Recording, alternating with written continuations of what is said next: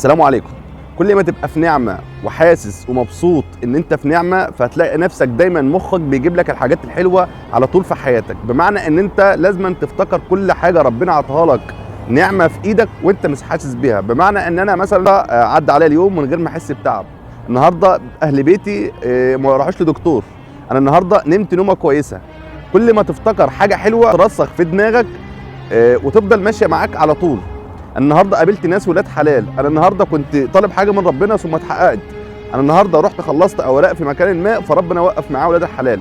فهتلاقي نفسك دايما متفائل. التشاؤم بالنسبه لك ما تخلوش عندك اوبشن في حياتك، ابعد التشاؤم عن حياتك ودايما اردد اللحظات الحلوه اللي انت فيها. هتلاقي نفسك دايما حاسس بالراحه وحاسس بالرضا وحاسس ان انت دايما في نعمه. هتلاقي نفسك فارق عن اللي حواليك، هتلاقي نفسك دايما مميز عن اللي حواليك بالرضا وبالقناعه اللي ربنا عطاها لك. فتحب ده جدا. دايما فكر نفسك بالحاجات الحلوه، هتلاقي تستمر معاك كتير. السلام عليكم واشوفكم على خير.